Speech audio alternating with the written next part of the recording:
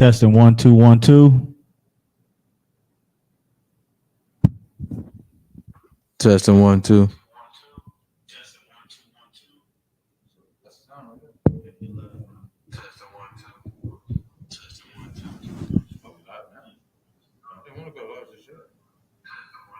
You just is that way to turn the camera off real quick? Is that way to turn the camera off?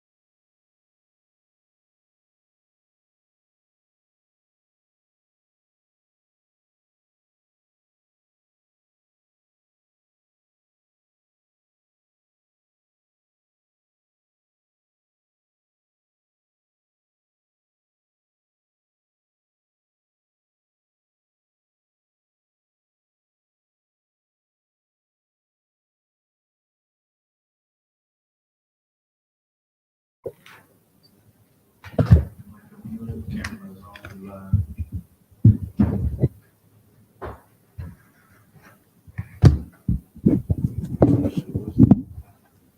So I use one for the day.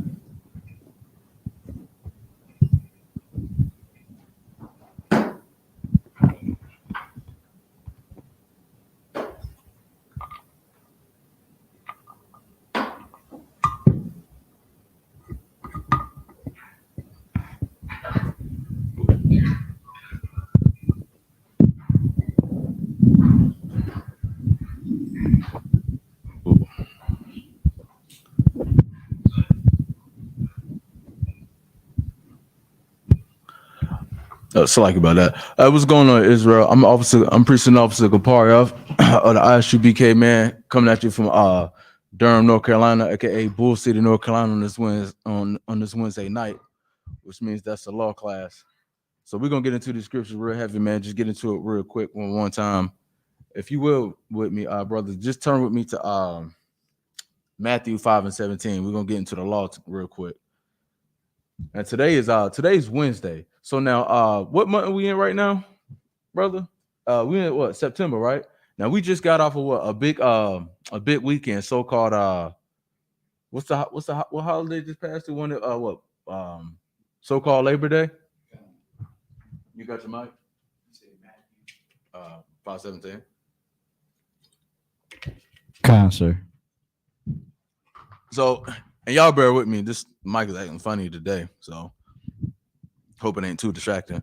But yeah, we just came off this big weekend, so-called Labor Day holiday weekend, and I'm saying we. I don't mean we like me or the other brothers and sisters in the ISUBK. I'm just saying we in a general terminology. I'm talking about we as Blacks and Hispanics and Native Indians. So when I say we, I'm not including us. A lot of times when I talk, I always say we, just because I don't want to, make my people feel a certain type of way, because I know at one point in our lifetimes, we were in the world and we was doing some of those same things. We was eating, all sorts of foods.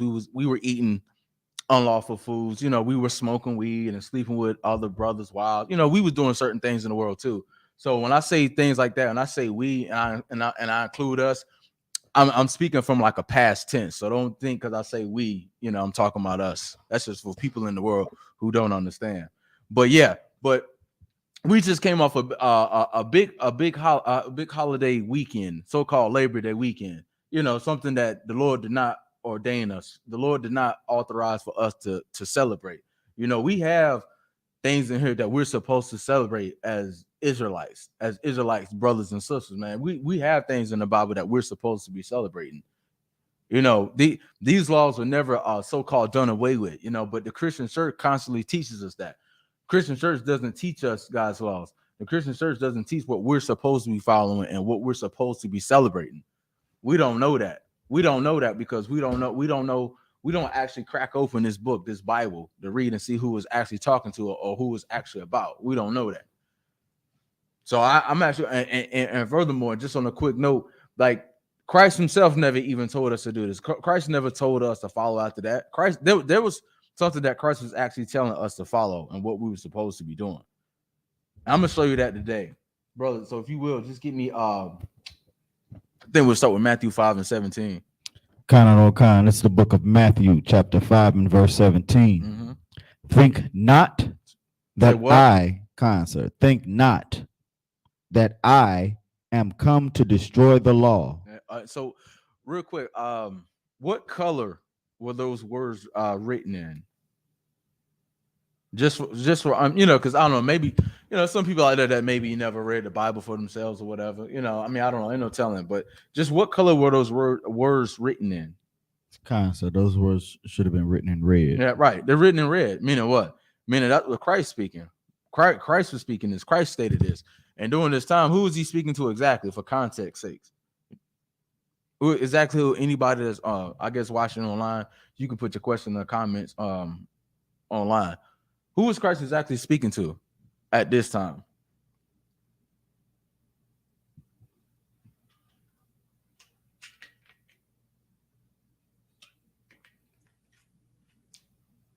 for context sake, go up to I'm gonna say the first verse. And this is anything you want to do when it comes to like reading the Bible. Like a lot of times, maybe not in all cases, but in a lot of cases when you're reading the Bible, if you ever want, like for context sake, sometimes you either need to read the full verse or you need to just simply go a few verses above it to see exactly who is it talking to exactly. And that's with anything you read, I guess. So just go up to the first verse, Matthew 5:1. This is the book of Matthew, chapter 5, and verse 1. And seeing the multitude, he went up into the mountain. And when he was set, his disciples came. Salakia, his disciples. His disciples. That's who it was. That's who Christ was talking to. That's who he was surrounded by.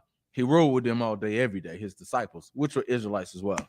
So now go back down to 17. Well, it's like it. I'm sorry, like it. Finish that. Finish verse 1 and go to 2. I don't want to skip over Matthew that. chapter 5 and verse 1. And seeing the multitudes, he went up into the mountain. And when he saw Salakia, and when he was set, his disciples came unto him. They came unto him. Why? We get ready to find out why. Verse 2. Verse 2. And he opened his mouth and taught them, saying. And did what? Opened his mouth and taught them, saying. Because that's what he was always doing. He was always teaching. Christ was always teaching, man. I mean, even in here, before you can teach, first thing you got to do, man, you got to get taught again. You got to relearn everything. Because, see, we're coming from the world. So a lot of things that we think we know, we really don't know. I think a brother mentioned something last week about, I think it was like fallen angels, or he was talking about heaven and hell, because we're coming from the world, so we don't know any better. So like, that's why we must got to get taught again before we can even try to start teaching or anything, because we don't know nothing. So this is what Christ is doing with them. He's just teaching them like he was always doing. All right, now drop down to 17. Come. Verse 17. Think not that I am come to destroy the law. Now, why is Christ having to say this? He's saying, think not. So don't even think it. Don't even think that I'm coming to destroy the law. Why was Christ having to teach that, though? And again, he's talking to his own disciples. He's having to teach them because they didn't even always catch and understand everything he was always saying. Why was Christ even have to? Why was he even have to teach that to them?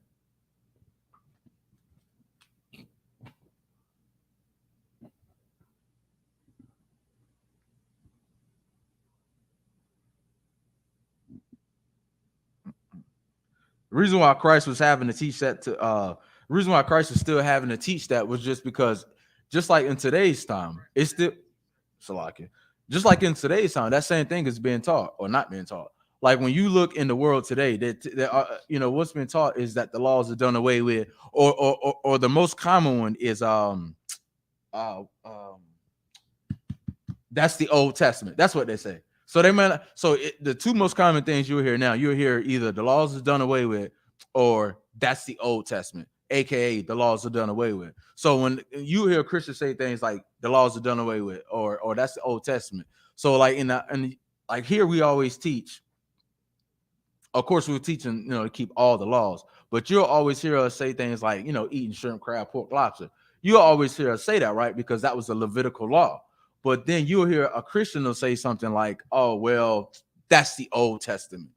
They'll make statements like that, but that's the Old Testament. Meaning what? Meaning, well, we're not living under those times anymore. That's the Old Testament. So we don't have to do that. We don't have to follow those laws and tradition. All while asking for you to pay your tithes. That's what's crazy. You ask Steph your dollar, he constantly wants his money. Go ahead. Kind of the one kind. Or the prophets. Or what? Or the prophets. Read it from the top. Kind of one kind. Think not that I am come to destroy the law. So don't think that I come to destroy what was written. Don't think that I come to destroy the laws that were here. Because this is now in the book of Matthew. So anything that we read after that hadn't even happened yet. So what is Christ referring to? What is he talking about?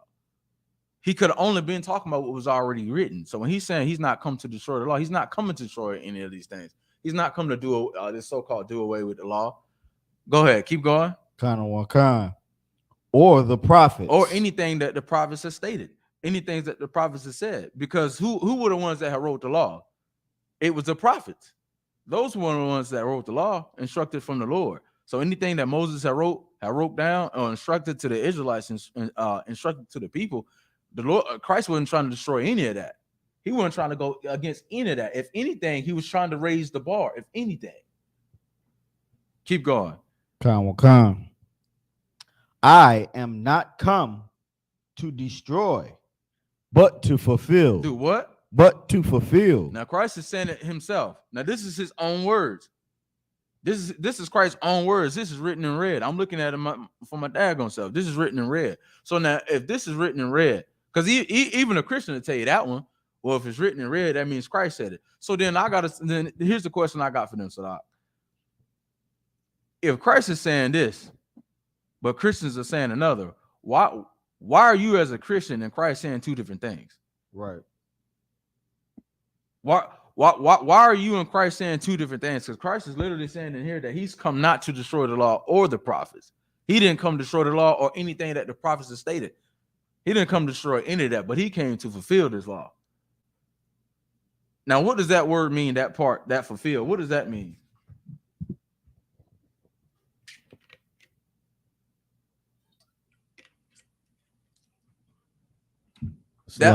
Oh, go ahead. I was gonna say to make whole, to make come full circle. Make sure it happens. What do you mean when you say to make it happen? What? To make sure that it happens, the law. What do you mean when you say to make sure it happens? Explain. Like, I mean, I know what you mean, but if you talk to somebody on the street that didn't know, what? To make sure that the law happens, to make sure that it's fulfilled. That like give me an example. You said to bring the full circle. Like, I mean, I know what you mean, but I'm speaking, from somebody that's coming from the world. Let's just put it in the way of, like, somebody in the world will understand it. At the end of the day, when it comes down to the laws being fulfilled, and to make sure that it comes full circle, meaning that, it's not going to negate from the law. Whatever the law is written is going to be, was written before, is going to be the law that comes now. And he's going to be the one to make sure that it happens. Thank you. Yeah. Okay. I'll take it. Yes. So when Christ was fulfilling the law, man, he was just coming to demonstrate that. That's what Christ was doing. He was just coming to demonstrate that law. So when it means, read that part again about the fulfill. Mm-hmm. I am not come to destroy, but to fulfill. But to fulfill, man. He was coming to demonstrate that law.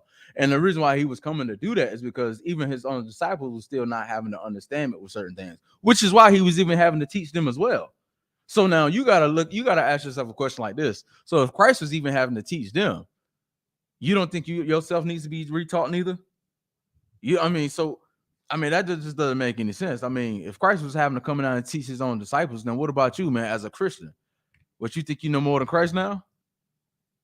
Like, the arrogance of that, man. And it's just sad because now, because of those things that the Christian church are teaching, by teaching, I mean not teaching, but because of those things, now we want to celebrate and follow, after every other custom of the heathens or after America. But then we're not following what we're supposed to be following and keeping the tradition that we're supposed to be keeping.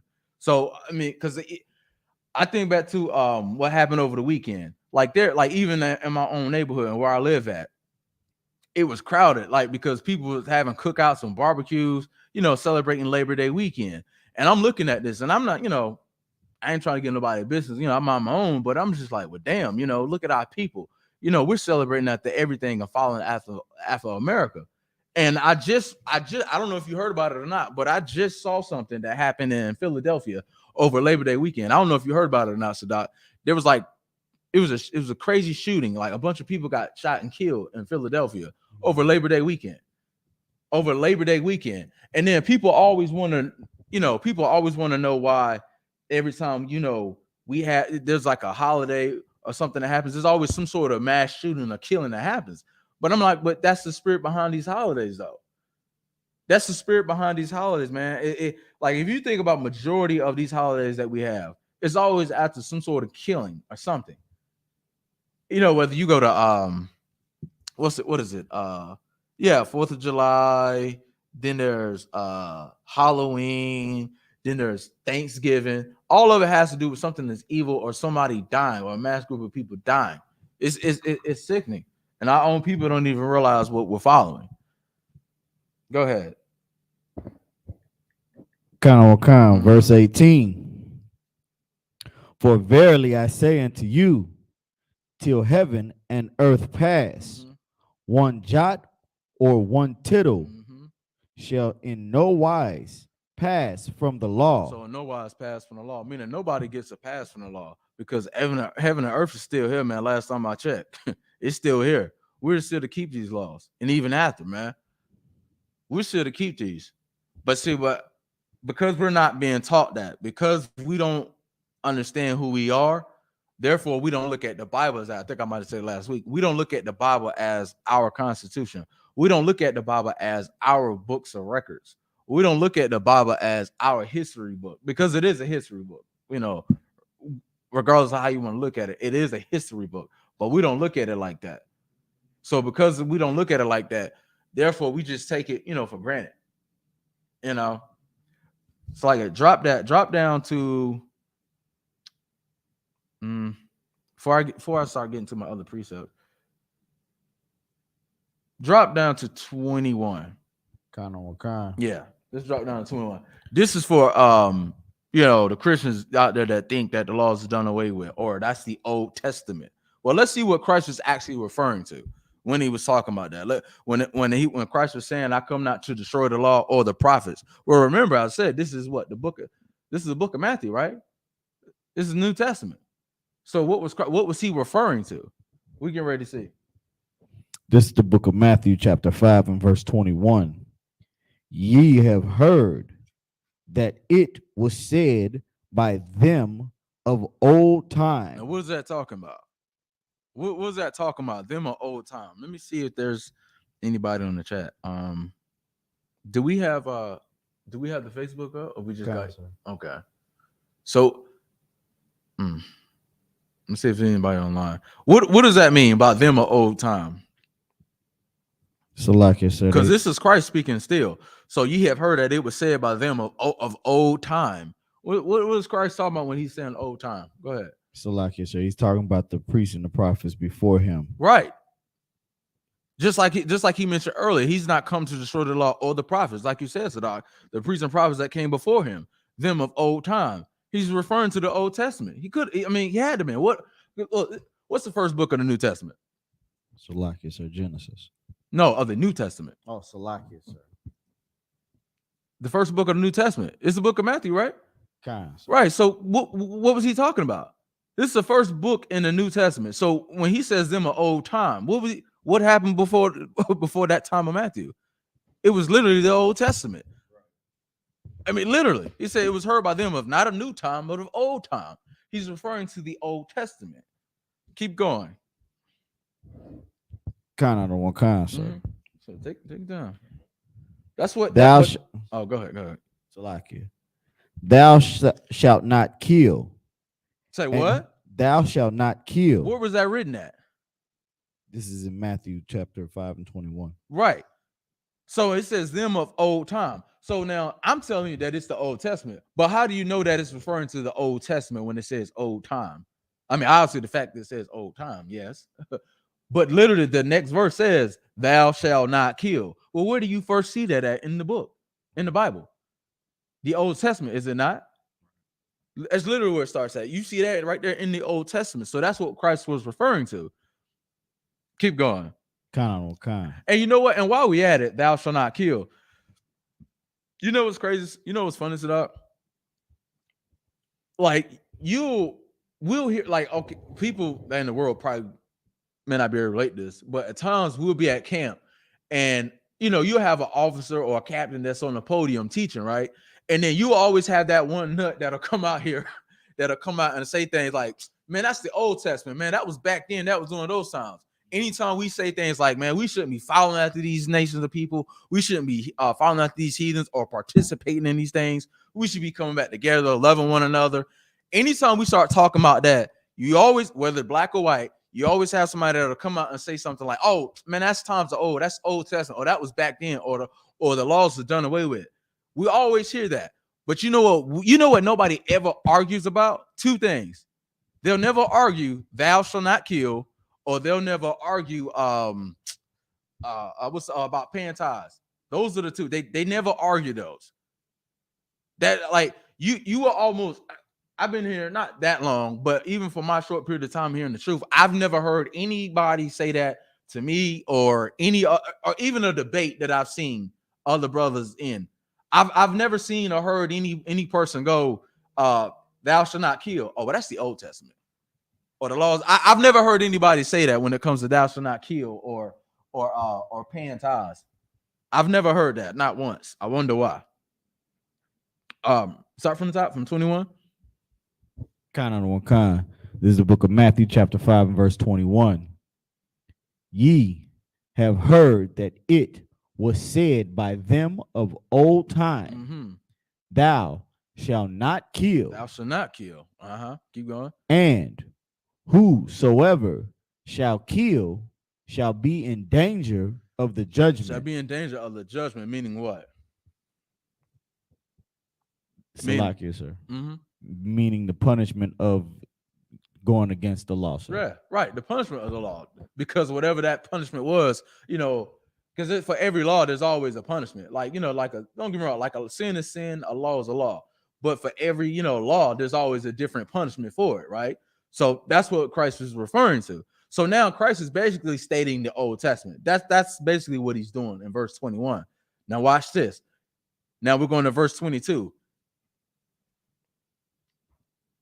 Verse 22.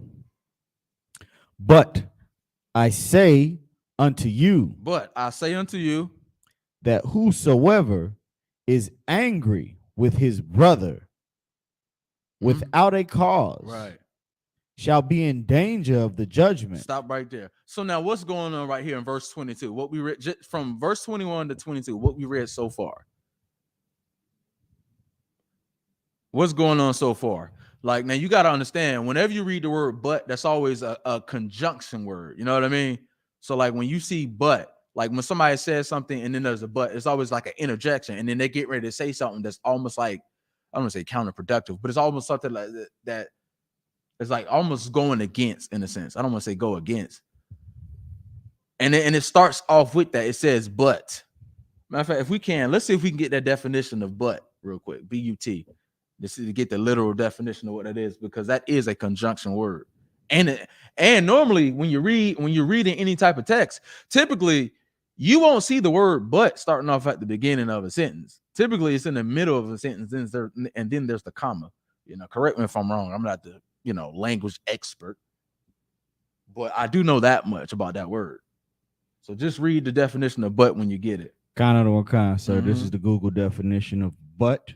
B-U-T, conjunction, used to introduce a phase or cause contrasting with what has already been mentioned. Right. So in other words, so you're bringing up a point that help, basically like to build up another point or to help boost an argument when you're bringing in the word "but," because it is a conjunction word.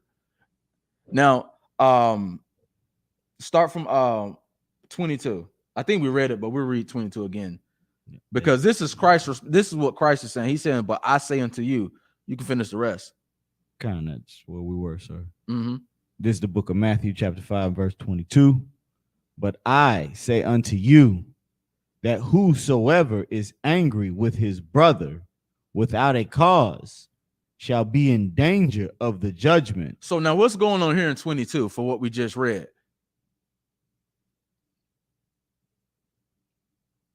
What was Christ saying in 22? And I'll give you a clue. In order to know exactly what Christ was talking about in 22, you would have to know what he was stating in 21.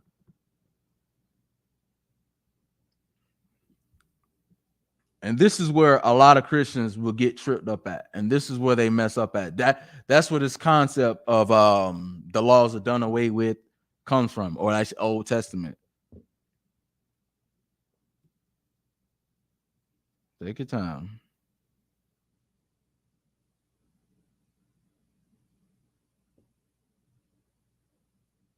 Salakia, sir. Ask that one more time, sir. I'm asking, what is 22 saying so far? But I say unto you that whosoever is angry with his brother without a cause shall be in danger of the judgment. I'm asking, what is Christ doing? Like, what is he saying right now? Because in 21, we basically read what? In verse 21, Christ is basically quoting the Old Testament. Correct me if I'm wrong.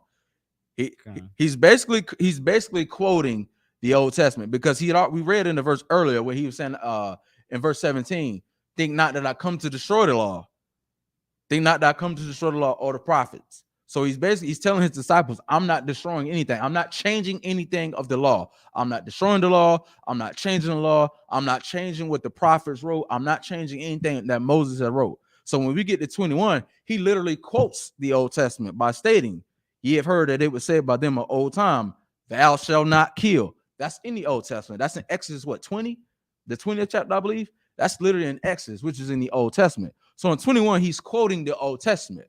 But when we get to 22, this is what Christ says. But I say unto you that whosoever is angry with his brother, because 21 is saying, thou shalt not kill, and whosoever shall kill shall be in danger.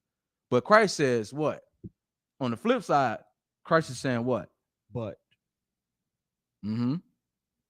But I say unto you that whosoever is angry with his brother without a cause shall be in danger of the judgment. What is he saying?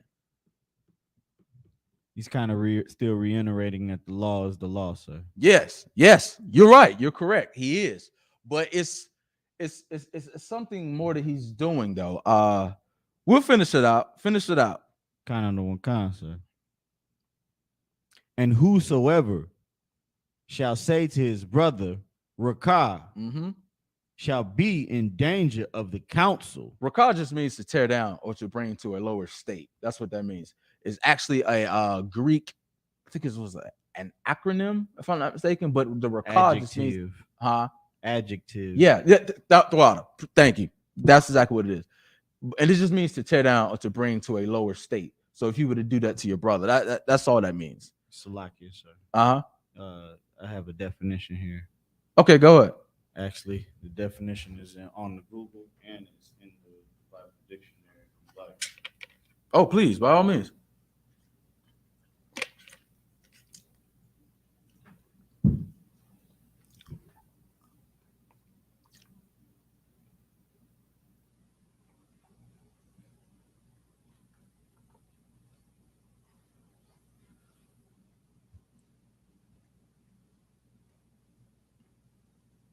Are you reading the Zondervan definition first?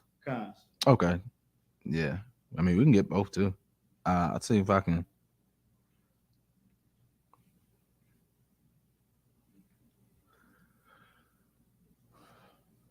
Because I got the Google definition, but I'll let you read the Zondervan first. So, this is the Zondervan definition of the word Rakah. Empty, vain, or worthless. Yep. That's exactly what it means. And that's the same thing. I pulled it up as well on Google. It's the same thing. Empty, worthless, or vain. Vain meaning nothing. So how do we do that to our brothers? That should be an easy one. We do that every damn day. Come on. Come on. You can give me tons of examples of that, of how we do that to our brothers. We do that every day. You want to understand? And I almost hate to use that term. God knows I hate to use that term. But the black on black crime, even with that, I mean, we do that every day to our brothers. We don't look at each other as we're worthy enough, as we're worthy. We look at each other as we're worthless, which is why it's so easy to take a brother's life. You know, for what? For a pair of shoes? Because the brother got some nice shoes or something that you like, that you want. I mean, we don't view ourselves as anything, man. We view ourselves as less than. That's why it's so easy to take our lives. It's so easy to do that. So much so to a point where it's like, it's no wonder why a heathen will kill us with no problem. It's no wonder why the police murder us left and right. And it's no wonder, because if we don't value our own lives, of course a heathen ain't going to value our lives. Of course they're not going to value our lives. But you know who we won't go and harm? Not saying we should harm them. We won't go harm that so-called Jewish man. Right. Or our oppressors. We won't go and harm them. Again, not saying we should do that, because we shouldn't. but we won't go and harm them, but we go kill and harm our brother that's right next to us. Because why? Because it seems like it's a lot easier. Because it's easier to kill, the person that's in your neighborhood or your next door neighbor. I mean, they're right next door to us. Go ahead. Well, yeah. We was at Rakah, right? Kind of, you want me to? Yeah, you can finish that out. Kind of, sir. And whosoever shall say to his brother, Rakah, shall be in danger of the council. Right. So now what is that part stating? Because Christ was doing something. I mean, you're right with the answer that you gave, but he's doing something because Christ is quoting the Old Testament in verse 21. But then in 22, when he says, but I say unto you that whosoever is angry with his brother without a cause shall be in danger. So in verse 21, it's saying, it says, thou shalt not kill. It says, thou shalt not kill, and whosoever shall kill shall be in danger of the judgment. But in 22, Christ didn't even say kill. What is Christ saying? Excuse me.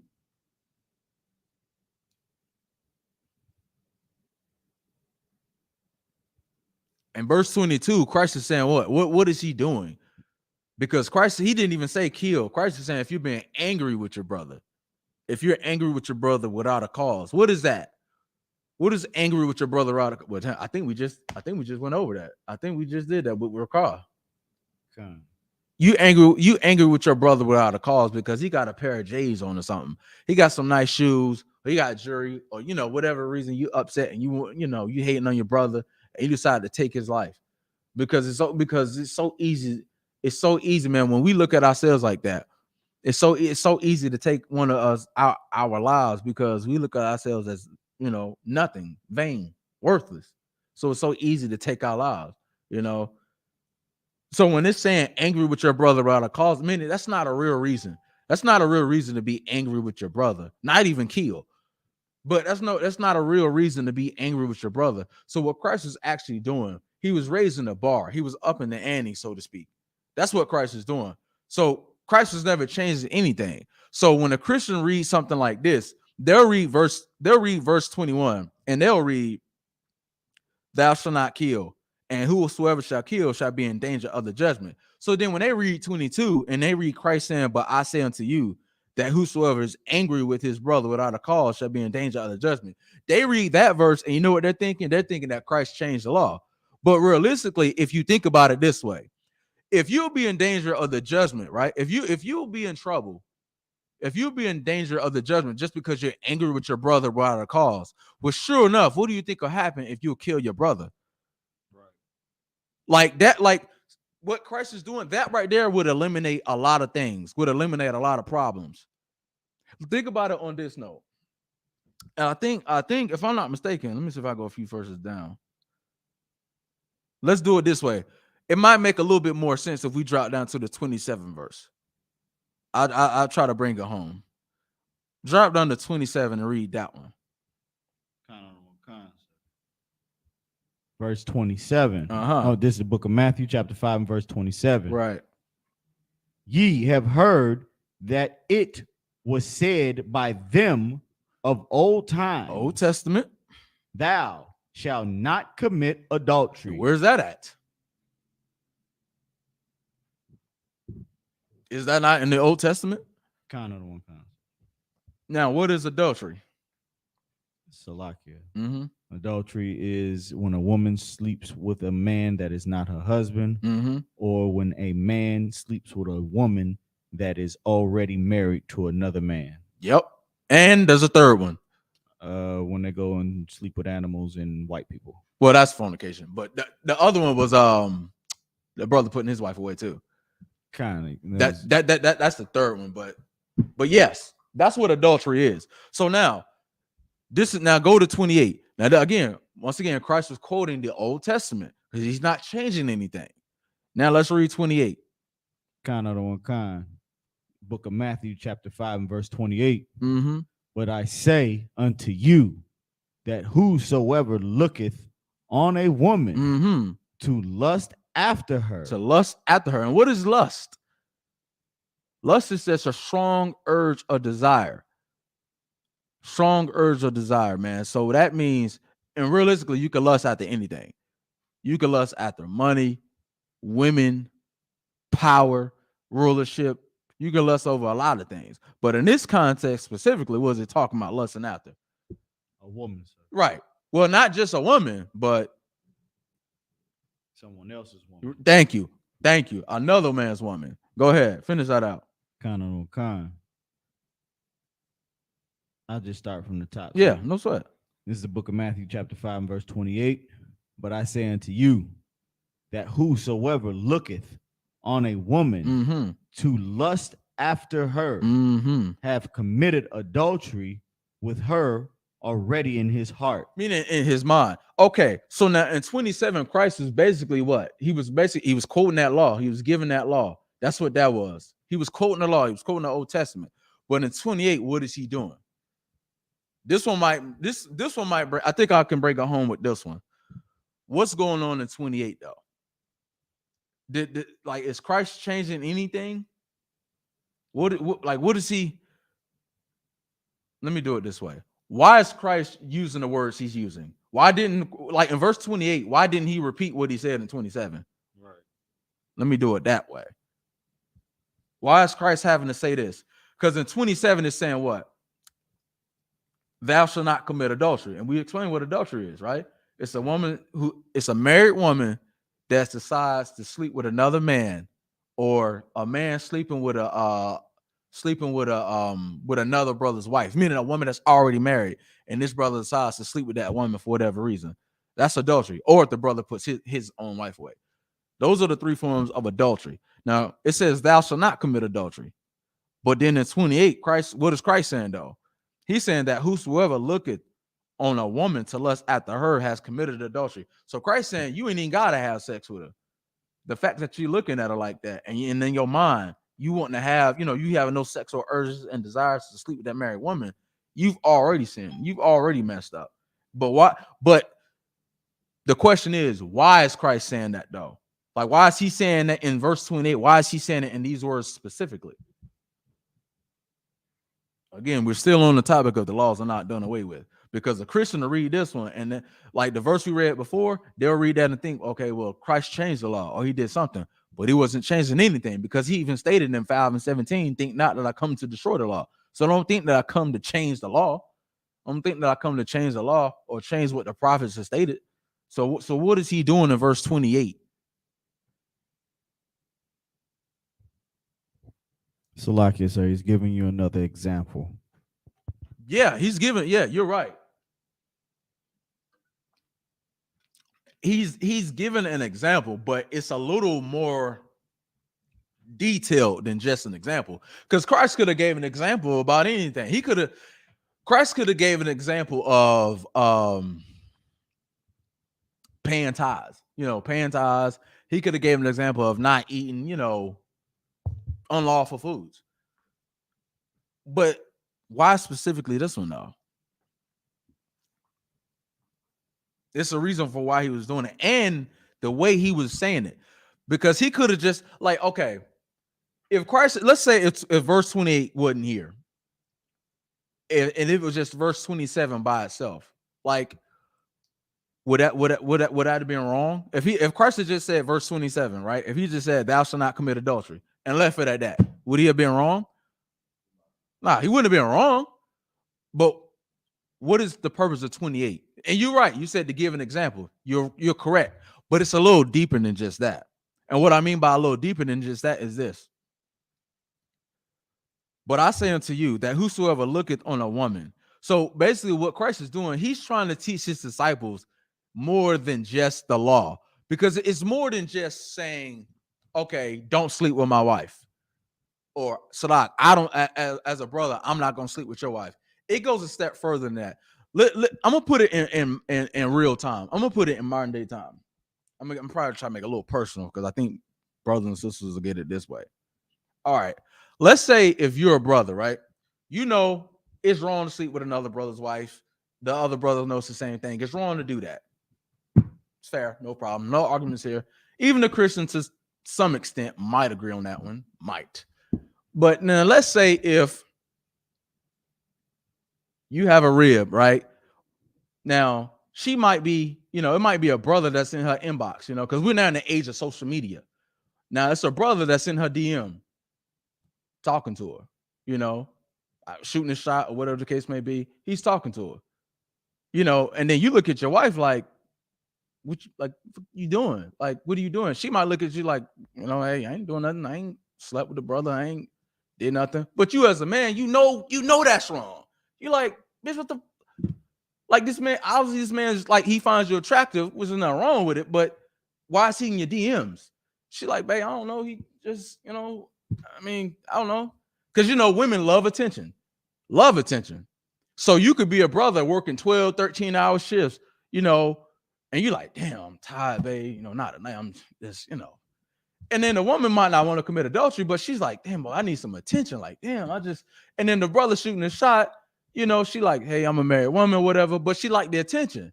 And then you happen to just be doing whatever, and you might get on Facebook or Twitter or whatever y'all using today, and you might say something like, okay, who the fuck is this keep liking my wife's picture like this, bro? And you go in and click on the profile, Gerard. Hey, babe, who the Gerard? Who do you? Oh, that's just some dude online, whatever. He was, you liking my pictures. Yeah, I get he might have liked this one picture, but why is he liking multiple pictures? And then he's putting these comments on, like, what's going on? She might be like, babe, it ain't nothing. And you like, hold up, but something's going on. Now he's in your DMs. What are you doing? She might be like, well, look, babe, I haven't committed adultery. You might say, you know what? We need to go to counsel. So then you go to counsel, and she's sitting there like, well, I ain't slept with the brother. I haven't slept with the brother. I haven't committed adultery. Who would be wrong? According to the law, who would be wrong in that situation? Or let me do it this way. Would the sister be wrong according to the law in that situation? And this kind of answers verse 28 of the question I was asking. So would that sister, so Sadak, would that sister be wrong? Why wouldn't she be wrong? Yeah, because again, it's a brother that's online. He DM her. He's in his messages. Sister hadn't committed adultery, but her husband is offended. So he takes his sister to counsel, like, yo, we need counsel. So in counsel, the sister's going, well, okay, yeah, the brother's in my DM, but I'm like, hey, I'm married or whatever. So she hadn't committed adultery. So they go to counsel. So would that sister be in the wrong according to counsel, or excuse me, according to the law? Would that sister be wrong? I don't think the sister would be wrong. It would be the brother that was wrong for coming at the sister. Why would the brother be wrong? Because he's trying to inbox a married woman, talking to another man's wife. So in that counsel, the brother that's married, the two that's married, the brother and sister, and then the third brother trying to shoot us out. All three of them in counsel. So you're saying the brother would be wrong. Shooting a shot at a married woman, and he knows she's married. Mm-hmm. So now what about the sister? If the sister did what she was supposed to do, are we being vague here? Or are we saying that? Well, I'm in the scenario that I'm giving. The scenario that you give, when she told her husband that this guy was trying to DM me, and he is DMing me. No, I didn't say she told her husband that. See, no. So she didn't tell. That's why if you heard in an analogy, I was saying the brother gets on Facebook and sees the comments and sees the like and go, hey baby, what's going on? And then you might have missed it, but then the sister responds and say, well, I didn't sleep with him, so I didn't commit adultery. But remember what we read in here in verse 28. We'll read it again. But I say unto you, matter of fact, I'll read it. But I say unto you that whosoever looketh on a woman to lust after her hath committed adultery. So we know that the brother will already be wrong. He might not have slept with his sister, but the fact that this is a married woman, even if the brother didn't know she was married, but the moment she says, hey, I'm married, it should have stopped there. Not just on the brother's part, it should have stopped on the sister's part too, because she's wrong. Because think about you as a man, you have a rib, and there's a brother in her DMs. Why is she DMing the brother? Even if the brother initiated the conversation, it should have went this way. Hey, I'm married, and it should have stopped there. And if the brother continued, what should the sister have done? Yeah, blocked him or went to the husband, either or. But see, she will also be in trouble as well. Now, I can't say what counsel would say and what they would do with the sister, because it should have stopped there. Because you use yourself as an example. You being a man, if your rib was doing that, somebody hit her DM, she might not, do anything physically with the brother, but the fact that the conversation is there. Because you got to realize what Christ is doing. He's raising the bar. Because you have to think, I got to use a worldly term. That term cheating, how does cheating start? How does it start? Like with a sister whoring on her man. I'll put it in the most PG-13 way. A sister whoring on her husband starts some way, right? That's why I was using that analogy. It starts somewhere. Like, think carnal for a second. Just think evil for a second. Right. It starts at looking. It starts somewhere. It starts at looking. It starts at a DM. It's like nobody just wakes up in the bed and, oh, damn, shoot, we slept together last night. It doesn't happen like that. There's a process that happens to this. So when Christ is saying this in verse 28, he's given the entire spirit of the law. Because if it was just 27 by itself, we were still having problems. Because it's like saying, okay, well, maybe the sister didn't sleep with the brother, but you as a man, black man at that, you're not going to feel comfortable with your rib, talking to another man. You wouldn't feel comfortable. Like, tell me straight up, would you be okay with that?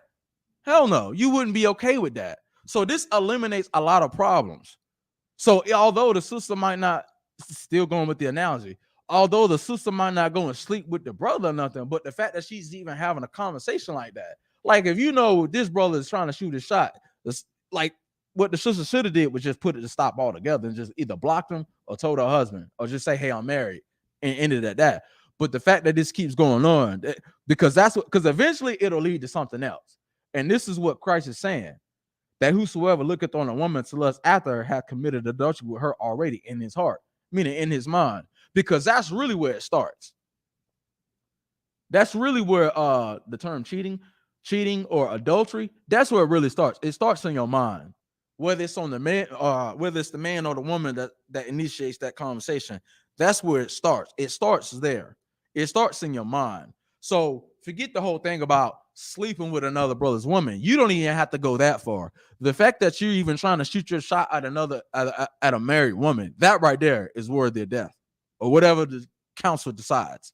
So what Christ is doing throughout this chapter, he's giving the spirit of the laws to his disciples for them to really understand it.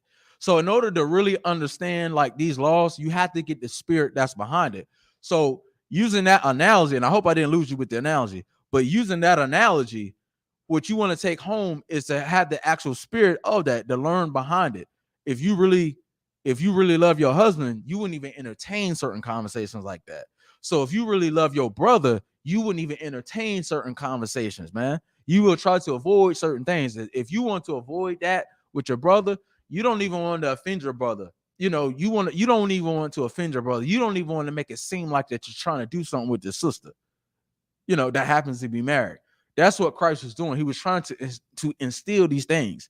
Like, he was trying to instill these things within his disciples at that time.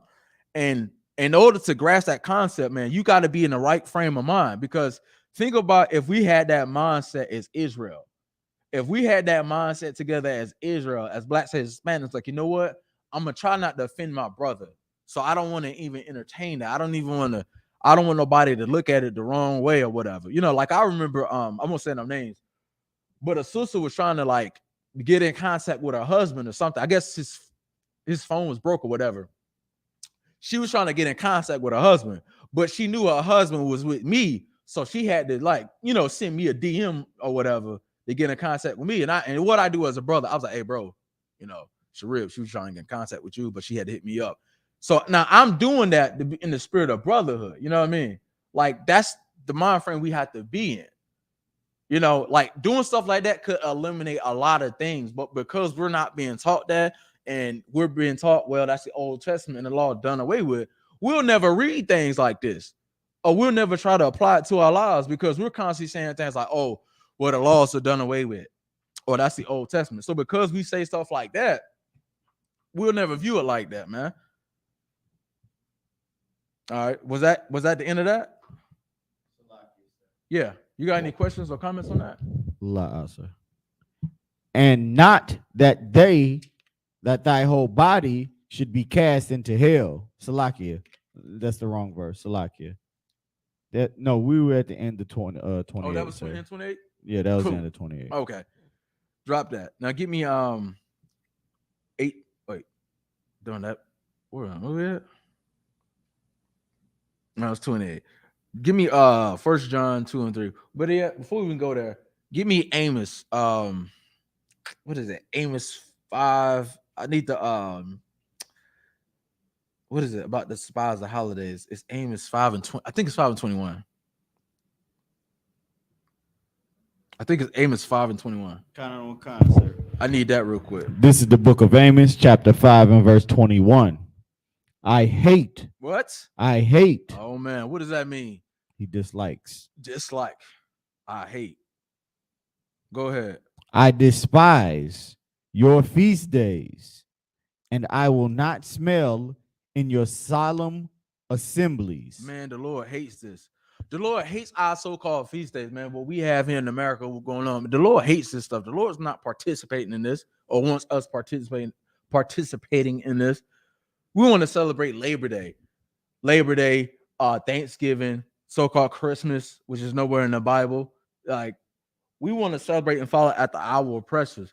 And then we wonder why we have these mass shootings. And I say this every so-called holiday weekend, at camp or if I teach a class or whatever. Any time that there's a holiday or something, a holiday weekend, notice there's always a crazy mass shooting somewhere going on. So it might not happen in your house or your city and state, but somewhere across America during that holiday weekend, what it was 4th of July weekend, Memorial Day, Labor Day, whatever holiday weekend, there's always some mass shooting. And I say it every time. As a matter of fact, give me a second. I'm gonna get to the article. There's a I might have to get you to either read it off my phone or I might have you read it on the computer. Do we have the stuff up on the computer? Can you just send it to me on my phone? I could. Let me see.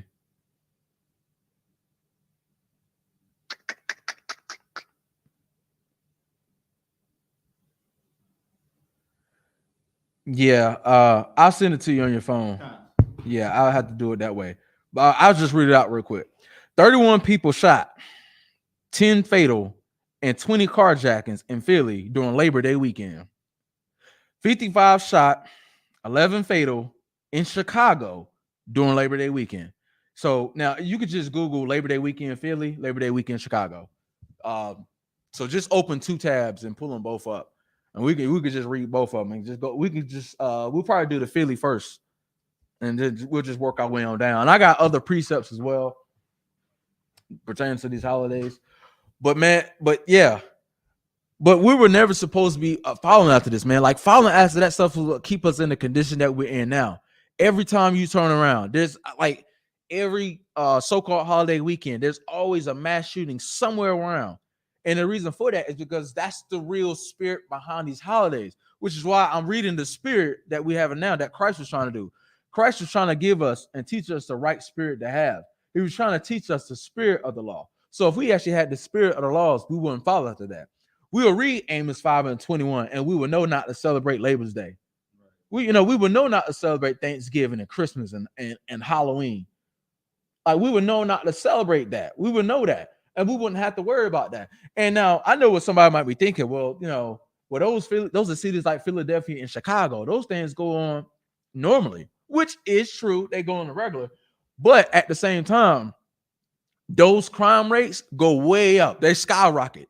You can look at the crime, and any city has crime, black or white. But if you notice, when you see that, it's 2 things you got to notice. The crime rate, the percentage goes up during those weekends. Literally, the police will tell you, yeah, we got to have extra security or we got to have extra police during these times because we know time. And you from Chicago too, are you not? So and you can correct me if I'm wrong. During those times, as soon as that happens, the police already know. Well, you know what? Crime getting ready to go up because we Labor Day weekend, right? Or spring break or whatever the case may be. Is this weekend crime getting ready to go up? It's getting ready to go up. It's getting ready to skyrocket. like it always does. So that's one thing you got to notice. Two things you got to notice is why is it if crime is gonna go up like that because it's a holiday weekend, are blacks and Hispanics and Indians, are we the only people that celebrate holidays? Are we the only people that celebrate Halloween and Christmas and Labor Day weekend? So you telling me it was only niggas like it was only blacks and Hispanics celebrating Labor Day weekend? We were the only people having cookouts for Labor Day weekend. That's what you're telling me. That's what you're telling me, right? We 12 to 13% of the population, and we the only people celebrating Labor Day for the weekend. We the only people that were having cookouts. No, couldn't have been. Of course, white people. Of course, Arabs, East Indians, Asians, or whatever. Of course, they were celebrating it too and having cookouts. But here's the question that I gotta ask for you. So if all those groups of people, if all those other groups of people were celebrating Labor Day weekend and having cookouts, why is it? Matter of fact, you got the story? It didn't come through yet. Did you send it? No, I was saying just Google it. Just type in Philly Labor Day weekend and then open another tab and pull up Chicago Labor Day weekend. Because I mean, yeah, and then it should be like one of the first links that pop up. But why is it if all those groups of people are celebrating the holiday Labor Day weekend, why is it the crime that happened only happened to the blacks and Hispanics? Why is that? I'm willing to bet money. I put up $20. I put up $100. Hell, I put up $1,000. I'll put up $1,000 right now. $1,000 that it was nothing but blacks and Hispanics. I guarantee you. Please show me that happening to a bunch of groups of whites, or show me that happening to the Asian community. Show me that happening to them. That there's it was a group of Asian, it's a group of Asian people or Asian descent that was having a cookout during Labor Day weekend, and somehow or another there was carjackings and shootings and killings that happened. I want to hear about this one. Somebody please show me that article. I want to know where that's at. Now, I want you to read the Chicago first, since you're from Chicago. So, you got Philly? I mean, you can read whatever, you know. I think I got one. Which one you got? I'll get the opposite. Which one you got? This one is Philly. It says 2 dead after shooting in Hunting Park section of Philadelphia, 4 others injured. The victims are among the more than 24 people who have been shot this Labor Day weekend in the city. Jesus Christ. More than 24 people that were shot in Philadelphia. Now, see, I wish I had some Philadelphia brothers in here right now so they could tell. What park was that? Hunting Park. Hunting Park. Yeah, because see, I know those Philadelphia brothers. I know they would know. Hunting Park. But I mean, so that me and you both, we can put our lives on the line and we know who that is. Right. Okay, we know. We know who that is. That ain't nothing but blacks and Hispanics, man. That's what's surrounded about that, because the spirit of the Lord is not behind, the spirit of the Most High is not behind that. So then you got to ask, what spirit is behind that Labor Day weekend? And then you wonder why. You wonder why so much death and destruction going on, so many killings and carjackings and shootings and murdering that's going on during Labor Day weekend in the same cities. You wonder why? Because this isn't going. I don't know if that's West Philadelphia. I don't know. I don't know what part of. I know West Philadelphia isn't like the nice side of Philadelphia. Salakia, sir. I have Chicago here as well. You got that too? Give me a second. And it's actually way worse. Oh, I know. I can imagine. So now, was that all that you read with the Philadelphia? That was it. It just went into the stories and the details at the end of the day. Like, I'm basically just reading what the top says. Yeah. Give me the meat and potatoes. I ain't got to get into the side dishes or nothing. But right. Give me the Chicago yeah, because you from Chicago, so you would know these areas better than I would. For the most part. So you could tell me what's what. Right, but this ain't even gonna be pinpointing. It says here, this is Chicago ABC 7. Says Chicago shootings, 55 shot. Hold up. 11 fatality in Labor Day weekend violence across the city. Police say. Jesus Christ. You said 55 that was shot and then 11 was fatal? Concert. Man, come on. Like, this is what I'm talking about. Like, this is because this is not for us. We shouldn't be following after this anyway. This is every week. That's why, like, when them so-called holiday weekends come up, I stay in the house. Like, if I ain't at work or at camp, I stay in the house. Like, seriously, that's why, like, and for those of y'all that may not know, man, you being in the school actually might save your life from that. Because think about it like this, Sadat. What if you were still back home in Chicago and you weren't in the truth? You might have been, I don't know what you did in the world, don't need to know. You might have been out there in the world. You might have been out there at a cookout or at a party celebrating, Labor Day weekend. And you could have been that, 11 you said? You could have been 11, one of the 11. Or the 55. You could have been one of the 55 that got shot and injured, or you could have been the 11 that got killed. But instead, where you at? You in here, man, at camp. And since I've been in the school, again, I ain't been in that long, but since I've been here at the school, I've never heard of brothers being at camp and then there's a shooting that happened at camp and then a brother get hit. Now, I've heard of brothers being at camp and brothers get to shooting across the street or somewhere else, but the brothers who are in the camp are safe. I mean, unless you heard something different, Sadat. You about to say something? No, I'm like reading through here, and one of these literally is in the area where I grew up. Whoa, hold on. Say that again in the mic, Concert.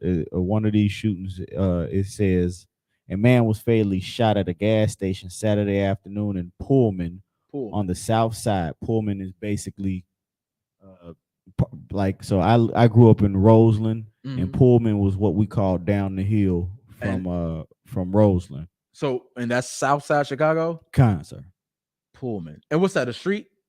Pullman is just the area. Okay. It's like the neighborhood. Yeah. Concert. Wow. So now you got a person that was fatally, you said a man that was fatally shot in Pullman. It says a man was fatally shot. Man. At a gas station. Wow, right at the gas station. And this is crazy. And there's no telling what it was over. And we just went over brotherhood, man. There's more. Oh, shoot. Go ahead. Concert. Saturday afternoon in Pullman on the south side. About 3:50 p.m., Thaddeus White, 28, was in the 700 block of East 103rd Street when he got into an argument with someone who pulled a gun from a fanny pack and fired shots. Good. Police and the other Cook County Medical Examiner's offices said White was struck in the chest, finger, and forearm, police said. He was taken to the University of Chicago Medical Center where he was pronounced dead. Jesus Christ, man. This is sad. No, like this is really sad, man. This is what goes on. And I always think about stuff like that. And I'm glad you read that one because you're from that area. So you know about that. Like, that's not on the nice side of Chicago. And by the way, who's living in that area of Chicago? And I know the answer, but I'm asking anyway. Blacks and Hispanics. Sir. Yeah, that's who's in that area. That's who's in that area. So of course, who is that affecting? That's affecting blacks and Hispanics. Concept. All of this, and look, and watch it. And by the way, I know somebody's probably listening to this going like, well, they wasn't at a cookout. They wasn't doing that. But the point is, that's Labor Day weekend. That's the entire spirit of it. Right. That's the entire spirit of it. That's the whole point. That's the whole point. That brother, he probably wasn't doing that. Like I said, he's at a gas station. They was arguing about whatever the case may have been. But that brother might not have been celebrating Labor Day weekend. He probably was just at a gas station, whatever reason, got into an argument, and now he's killed. But you think that's a coincidence? And I'm sure stuff like that goes on every day, in Chicago. But for some reason, those numbers were a lot higher over Labor Day weekend, though. It was a lot higher. It's the reason for that. Because the spirit of this place, the spirit of America. And it's like for some reason, when we decide to follow after that, we take on this spirit. It's like we damn near possessed, like by some evil spirit. I don't know what it is that's going on, but man, I'm glad I'm up in here on the UPK, man. That's right, sir. Because I don't know. I mean, I don't know where I would have been, man, in the world, what I might have been doing. I mean, I can only imagine. So, and you here. I could just only imagine, had you stayed up there in Chicago and you never found the truth. Right. If you never found the truth and you stayed up there in Chicago, or if you never was in the islands or whatever, I mean, I don't know, man. I hate that. Might have been you, for all I know. Right. But like I said, man, we got a school up there in Chicago, and it goes on all the time. But like I said, I've never heard of a brother being at camp and get shot. I've never heard of this. Never have. I've never heard of or the history of it. I've heard about shootings happening at camp, behind the camp, in front of the camp, but not at the camp. I've never, and we say the craziest, not crazy to us, but crazy to the world. We say the most craziest things to the world. Man. But that just goes to show you, man, that the spirit of the Lord is not behind this. Read 21, 21, Amos 5 and 21. Kind, sir. This is the book of Amos, chapter 5 and verse 21.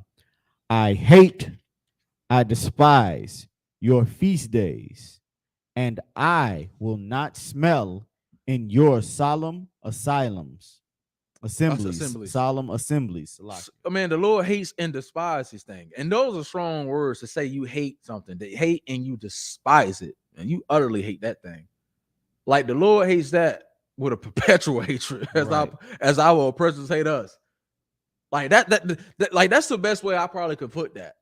How our oppressors hate us, how it's never ending. The Lord hates the same way, but to our heathens. The Lord hates the heathens, and not only that, not only does the Lord hates that, the Lord hates the fact that we follow after these heathens. The same people that the Lord hates, he hates that we follow after that. Our Father hates that we follow after that. And then you wonder why we end up getting killed. Somebody baby getting hit by a stray bullet or something like that. Labor Day weekend. Right. Labor Day weekend, you supposed to be resting. You know, the world says, Sunday is the rest day or whatever. But of course, that's not the Sabbath day. That's not the day of rest for us. The Sabbath day is actually Saturday.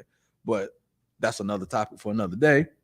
But, we're following after that, wondering what's going on. And I don't know if I mentioned it earlier, but even in my neighborhood, somebody was throwing a cookout. Somebody was throwing a cookout. Next thing you know, cops get called. Right. Cops get called. They came out there twice. I'm sitting in the house. I'm like, couldn't be me though. I'm like, damn. Well, it's like it could have been me actually. Could have been me had I not been in the truth.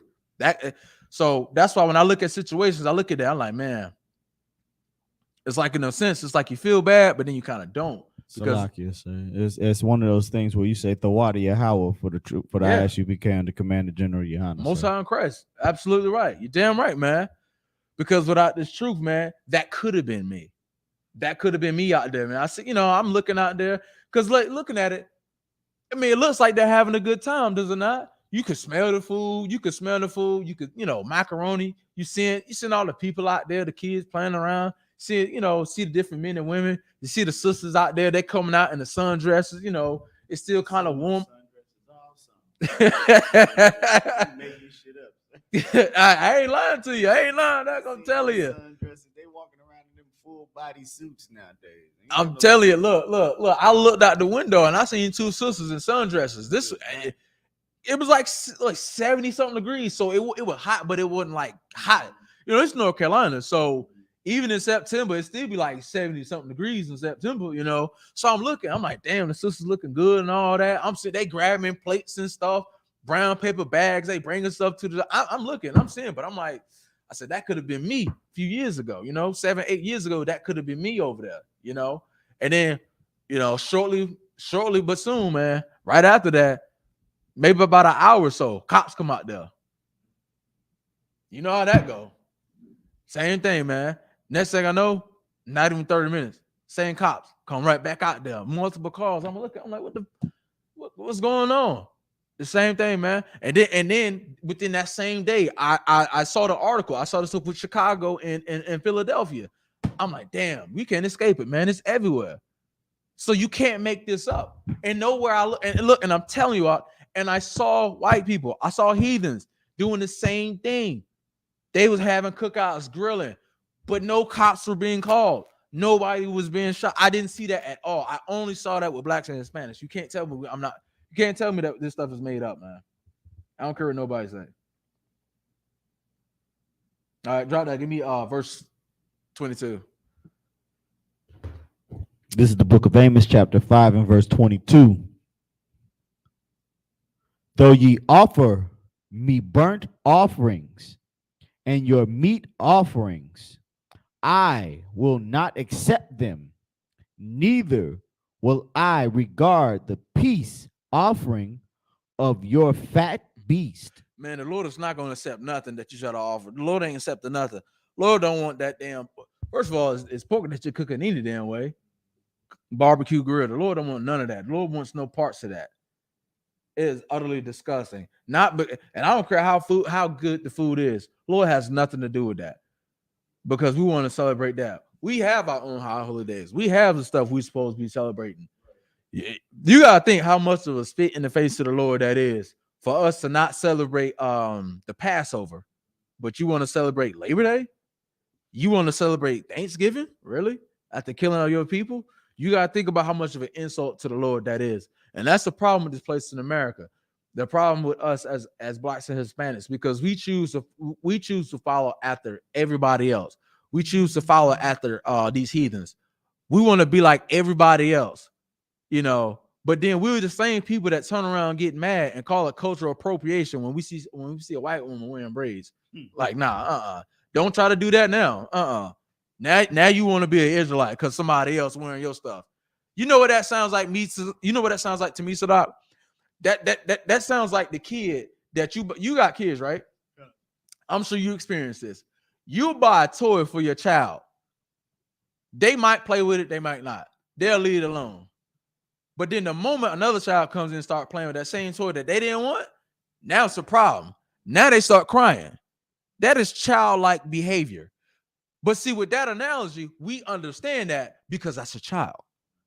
But in this sense, we still are children to our Father, the Lord. We still are children. And the Lord looks at us the same type of way. Right. When we decide, nah, I'm not going to keep the Passover. You know, nah, I'm not going to keep the high holidays.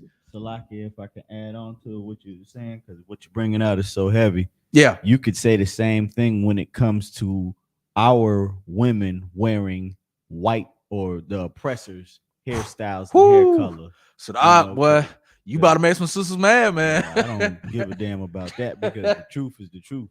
I mean, I'm telling you. Go out here and see them, you know, black is the bottom of a shoe. You know what I mean? And got on the platinum blondest of hair, and you can't tell them, you know, they don't look good in this oppressor's hairstyle. So it's a lot. But yeah, no. Give yourself a hand. No, you're absolutely right with that. You're absolutely right. Because let me come out here with my hair out here looking like Brad Pitt. I guarantee you, somebody gonna clown me. But first of all, I ain't gonna get a chance to step out of the house. Because Maria gonna say something to me like, Nick, hold up, what? Girl, yeah, you know, I was doing this other. Hold up, let me call you back. There's no way. Salakia, so you're not finna come around me with no blonde hair with no highlights in your head, so Salakia. First of all, it's not gonna happen. First of all, we barely can get away with brothers growing the hair out, wanting to dye the hair, which isn't unlawful. But you see some brothers now doing the Cisco thing.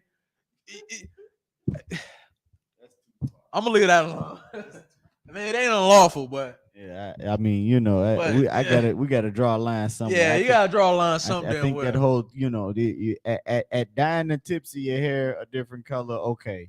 Let's call it quits there. Yeah. Once you gotta sit there and, you know, you dyeing your whole head. Yeah. I mean, that's a little bit too zesty for me. Yeah. A little too spicy. Yeah, I gotta draw the line somewhere, man. But see, that's how the Lord looks at it. And I always use that analogy. You know, you got a child, you buy a toy for that child won't play with that toy. But as soon as another kid comes up and play with that same toy, now you upset. So it's the same thing. So we don't want to keep our covenant. We don't want to keep the laws. We don't want to follow the laws. We don't want to do that. We want to follow and be like everybody else until everybody else decides to be us. Right. Now it's a problem. But of course, it'll never be like us because they not us. So it ain't gonna be the same. Of course, I mean, we know that. I mean, it ain't gonna be the same. Drop that. Did we? You finished 22? Okay. 23. Read that last verse. Kind of the one concert. This is the book of Amos, chapter 5 and verse 23. Mm-hmm. Take thou away from me the noise. The what? The noise of thy songs. Man, turn that shit up, Slack it. Turn that mess off, man. I don't want to hear that. You want to sing all these damn songs. Oh, Christmas tree, let it snow, and the songs and the music that you got playing at your cookout because it's Labor Day weekend or Memorial Day weekend or 4th of July. None of that. And even when you go to do the history behind that stuff and you see what it's really about, has nothing to do with us. Matter of fact, it was everything to be against us to begin with. Has nothing to do with that. The Lord does not want to hear that. And we don't want to hear it neither. Right. Tell you that right now. We don't want to hear none of that neither. And while we at it, now what is the celebration of not just Labor Day, but what is the celebration of any of these holidays? Is it just the cookout? So the cookout is the celebration of it. It's just the cookout. That's it. Or the family get together. Like, what's the celebration of it? Like, how do you celebrate the holiday? Let me ask it that way.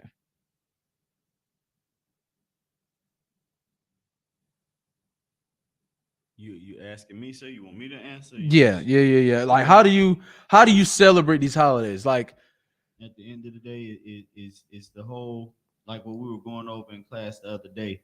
It's the spirit that comes with it. It's the vibe that comes with it that you have. You have that so-called jovial feeling when when supposedly the Christmas spirit comes over you. You know what I mean? So it's the same concept, that spirit of, we finna cook and we finna have family. Yeah.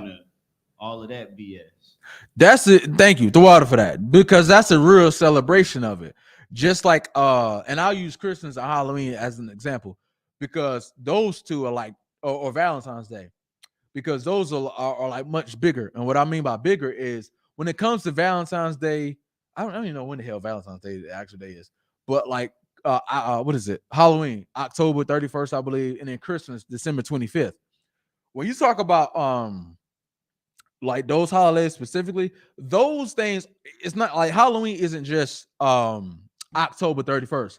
Christmas isn't just December 25th. It's the whole month, because during that like right after Thanksgiving, that's when you see people putting the Christmas trees up. Right. So the entire month of October, for Halloween, then they start playing all the horror movies on TV, because that's the actual spirit of it. Because the actual day of Halloween is October 31st, right?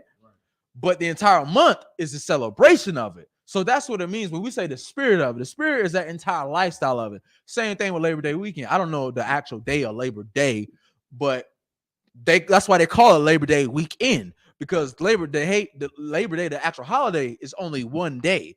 It's only one day, but they call it Labor Day weekend. Why? Read my mind.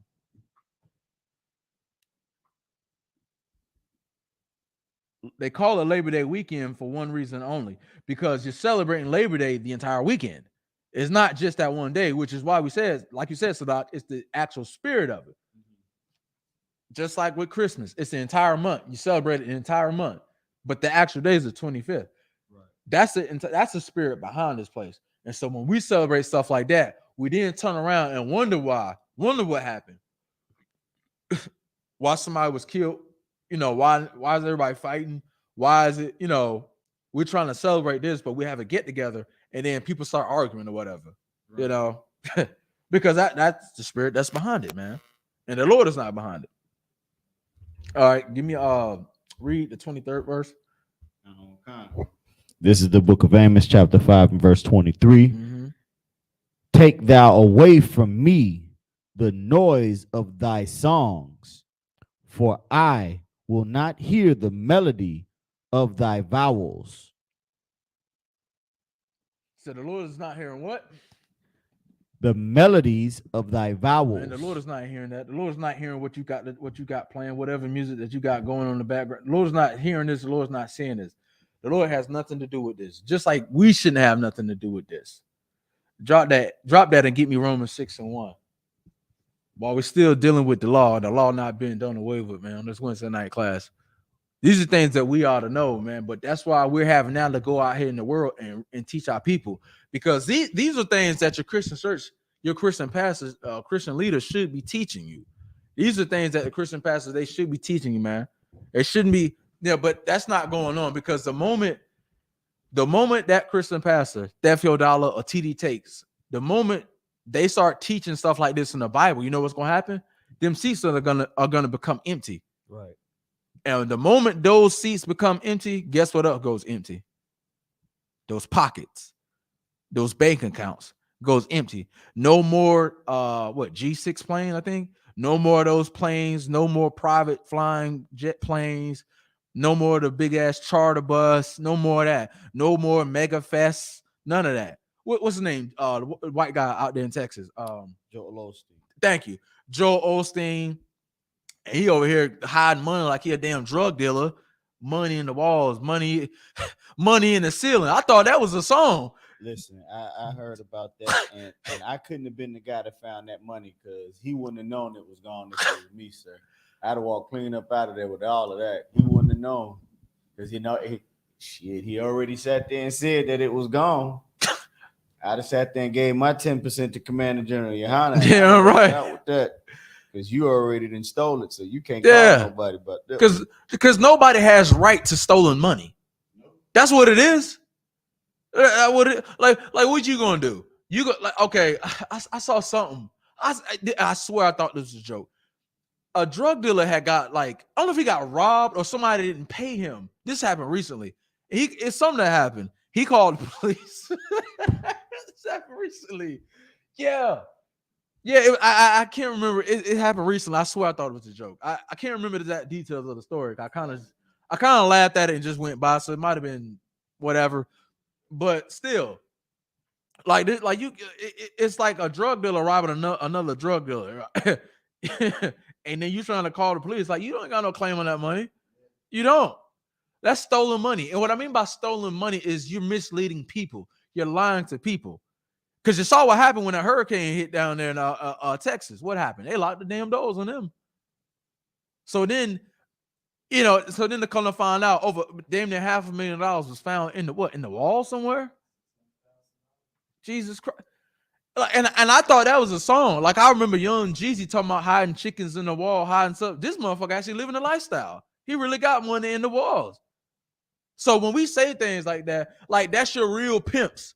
That's your real drug dealers. Like, we not making that up. People thought we just talk just to slander. No, that's real. You find over let somebody find $500,000 in my walls right now. I'm gonna have to answer for that. The IRS, they're gonna have questions for me, where I get this money from, and what, and even if I can prove that money, they're gonna want to know, well, why aren't you claiming on your taxes? Where's that money coming from? But see, when you're dealing with the Christian church and you're dealing with that, man, I think that it's classified under 501c3. A lot of stuff with them is, I forget, it's under I forget what it's called, but dealing with taxes, they can't tax churches. But I forget what it's considered, but it's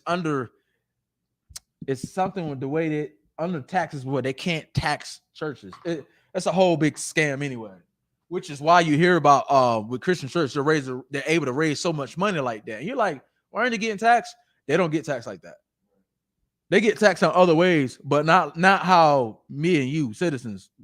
It's at a different level. That's why they're able to ask for those type of donations. That's why they're able, Theo Dollar was able to ask for that I think it was a G6 plane, something like that. He was asked. That's why he was able to ask for that, to get those type of donations like that, and yeah, because really lawfully, like, ain't nothing they really could do. They can't tax it, can't do nothing, because it's under it's like donations and charity.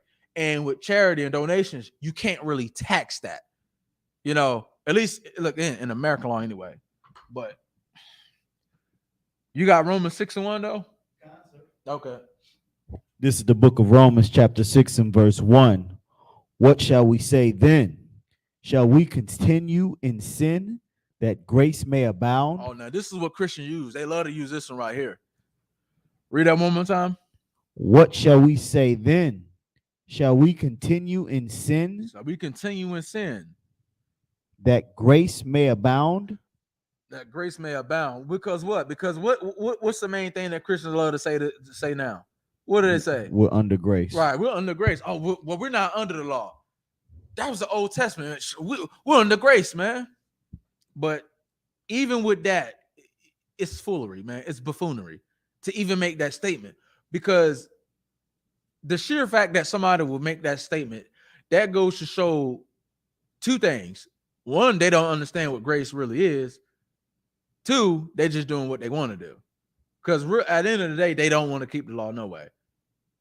So let's break down what that is. Please give me the definition of grace real quick. Better yet, give me the definition of grace. You could just Google that probably. And then get me sin in, I think it was at 1 John 3 and 4 or 5 and 3. It's either 1 John 3 and 4 or 5 and 3. I always confuse the two, because one of them is telling you what sin is, and then the other one's telling you if you love God, you keep his laws. So it's either 3 and 4 or 5 and 3. Con, I have first off the definition of grace. Simple, elegance, or refinement of movement. Is that 2 is a number of Okay. them, sir. 2, courteous, goodwill. 3, do honor or credit to someone or something by one's presence. That's it on grace? It doesn't. Hold on, sir. Salakia, sir. Hold on. Let me see. It got to be more. God, we know what grace is.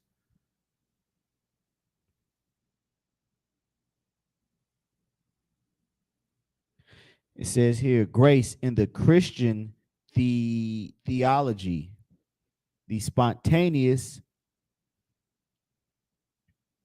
Okay, I think you read it. What was the second definition? It said something about honor.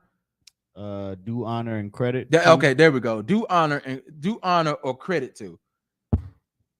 Okay, so now Salakia, sir. We want grace as far as like a grace period. Yeah, I need the grace. So maybe we should just look up grace period definition. Yeah, so I don't know why it's I don't know, but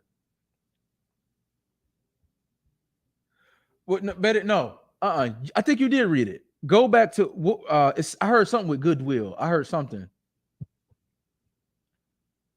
I said simple elegance or refined of movement, courteous goodwill. That's it.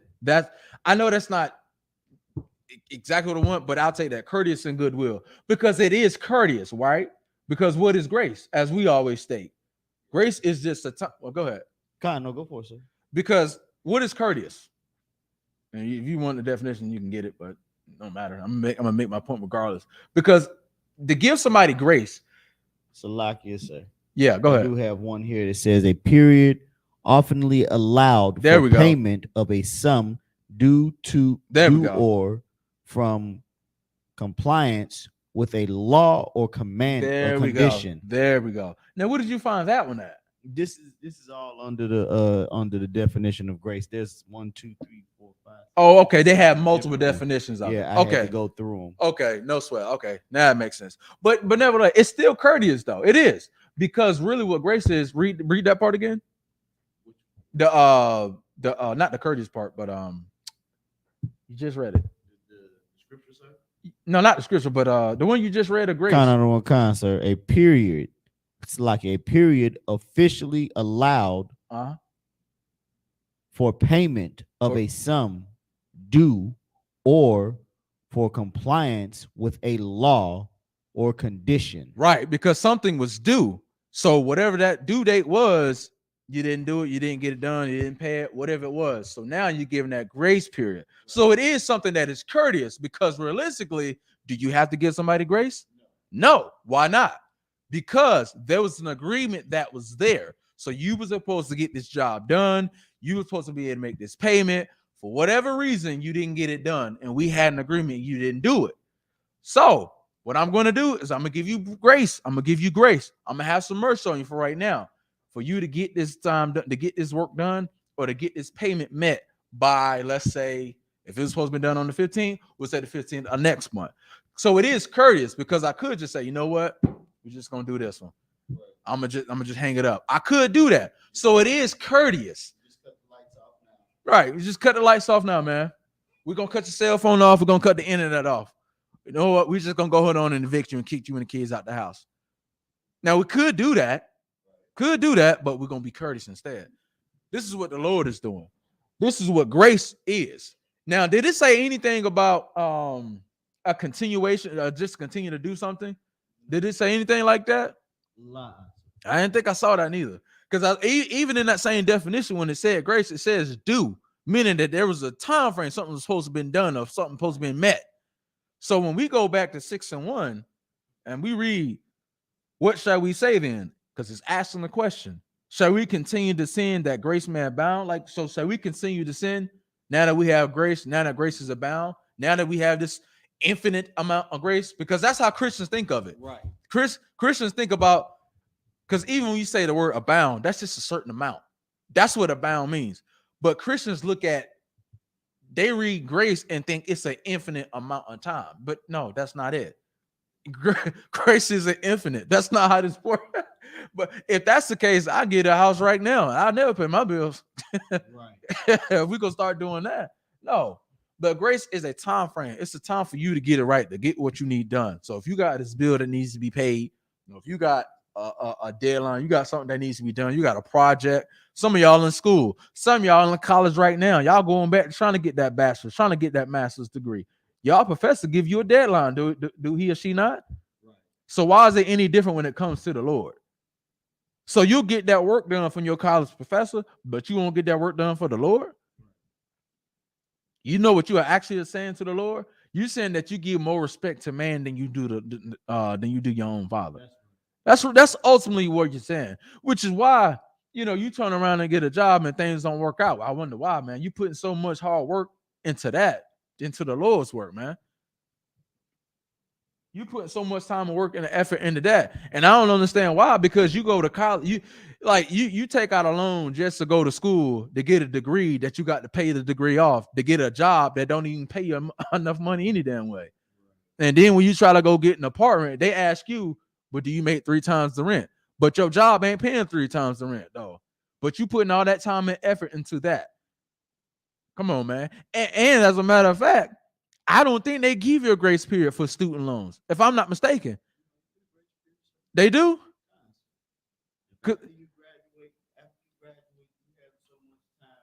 You have so much time to do what? Right. But when I said grace, I'm talking about in how Christians use it, though. But so I think they do give you a grace period after you graduate. But even then, they're like after, I don't know how long it's, 6 months to a year, they're looking for payments. And they start garnishing your wages after that.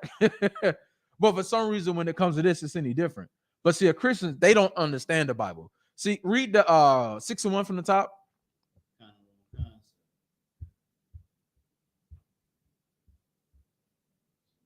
Yeah, what shall we say then? This is the book of Romans chapter 6 and verse 1. What shall we say then? Stop. So now what's at the end of that sentence? A question mark. All right, a question mark. But see, a Christian doesn't read it like that. So how we read it is, what shall we say then? We read it like that. We know it's a question. Shall we continue to sin that grace may abound? Even that's a question. But see, Christians don't read it like that. They read the Bible like it's a Dr. Seuss book. So when they read it, they just reading it like, what shall we say then? Shall we continue in sin that grace may abound? And then they close the book and then that's it. Not reading the next verse. The next verse literally answers that. Go ahead. Verse 2. God forbid. Meaning, no, you shouldn't continue to sin that we're in grace. That's not what you do. This is what you do. Now that we're in grace, what you're supposed to do is get it right. Now you have this opportunity to learn what these laws is, to learn the actual spirit of the law, which is what we was reading earlier with Christ. That's why when we read Matthew, I think 5:21. Yeah, it was like the 5th chapter of Matthew that we read. When we was reading what Christ was doing, when he was quoting the Old Testament, and then the very next verse, I think verse 27 and 8, when he was quoting the Old Testament, and then when he makes a statement, He was actually giving the spirit of the law to his disciples. He wasn't changing anything about the law. He was trying to give the disciples the spirit of the law so they could actually, he was trying to give them the actual understanding of the law. Meaning, so instead of just saying, thou shalt not kill or thou shalt not commit adultery, he was explaining how not to kill, how not to commit adultery. Meaning, I hate to go back to the scripture, but meaning, how do you not kill your brother? Well, first of all, why are you even angry with your brother to begin with? You shouldn't be angry with your brother for that. That's nothing to be angry with. Now, there are some things that you might be, that might be a legitimate argument, but this little stuff right here, there's no reason to be angry with your brother, man. That's no reason. So to eliminate stuff like that, you won't have to kill him. You won't have to, because I don't know somebody that just killed somebody nicely. I don't know who's doing that. I ain't never heard of that. I don't know a nice or a polite way of killing somebody. I don't know that. So you eliminate stuff like that. This is what Christ was doing. Same thing with sleeping with another brother's wife. Christ was eliminating that by doing what? By saying you shouldn't even be looking at another brother or sister. You shouldn't even be looking at another brother's wife like that, let alone sleeping with him. Go ahead. Verse 2. God forbid. How shall we that are dead to sin live any longer therein? Drop that. Give me last verse. First John. Oh, dang. What I say? I said First John.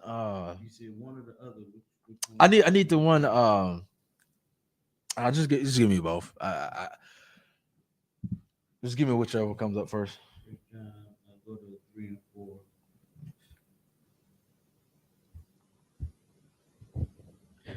This is the book of 1 John chapter 3 and verse 4. Because a lot of times with Christians, like, they don't even understand what they're doing.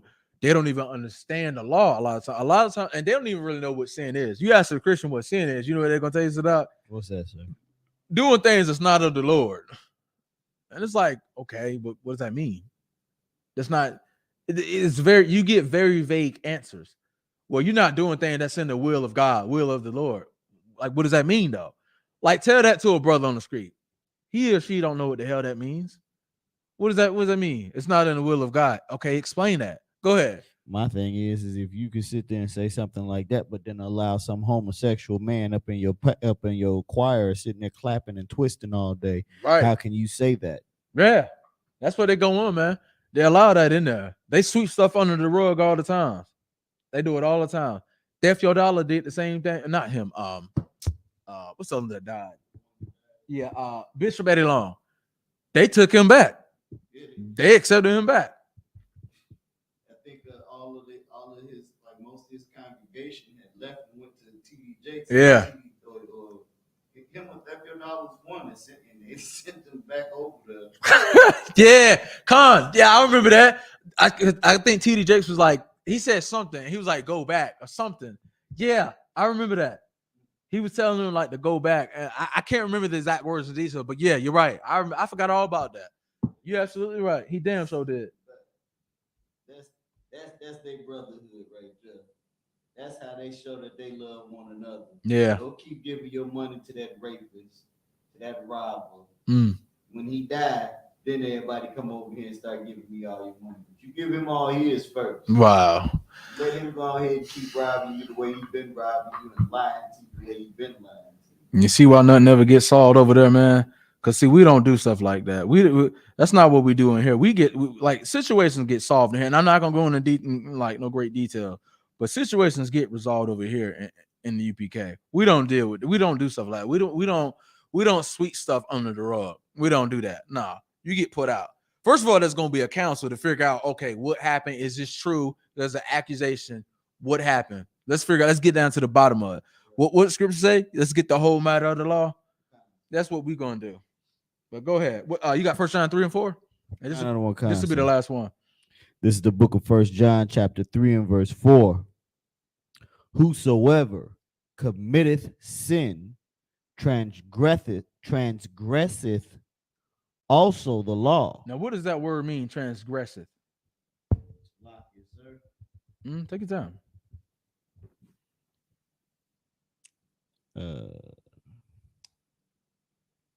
Trying to get you the meaning. Transgress or transgress it. You probably just type in transgress.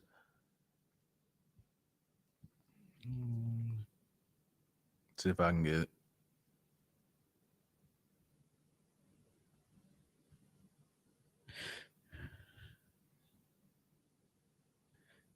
Sir.